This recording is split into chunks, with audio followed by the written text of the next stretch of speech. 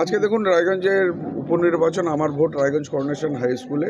আজকে আমি এখান থেকে ভোট দিয়ে এখন বিভিন্ন বুথে আমি যাব পরিদর্শনের জন্য। এখন পর্যন্ত যেটা মানে সব জায়গায় ভোট কম বেশি চালু হয়ে গেছে। এখানে আমাদের বুথে একটু দেরি করে চালু হয়েছে 10 মিনিট।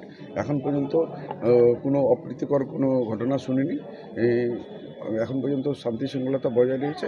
যদি কোনো রকম ওই ধরনের যদি হয় তাহলে আপনাদের সম্মুখে আসব আর জনগণের উদ্দেশ্যে অবশ্যই বার্তা দেব। আশঙ্কা করছেন কোনো ঝামেলা হতে পারে?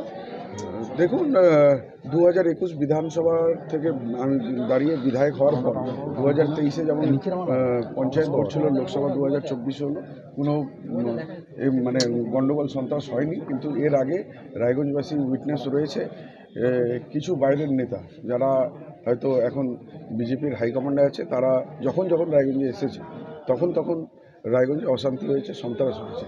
শুধু আমি রায়গঞ্জবাসীকে বলবো ওনাদের থেকে একটু সজাগ থাকবেন, সচেতন থাকবেন। দাদা, আপনার কাছে বড় চ্যালেঞ্জ, লোকসভা ভোটে হেরেছেন দাদা, একদম পরিষ্কার।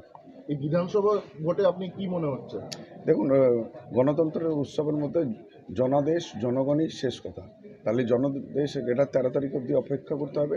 তবে যেই হিসাবে উন্নয়নকে পাথেয় করে যেই হিসাবে এবার প্রচার করা হয়েছে, সাধারণ মানুষ যেই হিসাবে আমাকে সমর্থন দেখিয়েছে আর যেই হিসাবে তারা সাড়া দিয়েছেন, তাতে আপনারা দেখবেন এবার বিপুল ব্যবধানে তৃণমূল কংগ্রেস এই সিটটি জিততে চায়।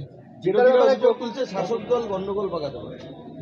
বিরোধীদের কাজ আছে অভিযোগ তোলা, তারা তুলতে পারে।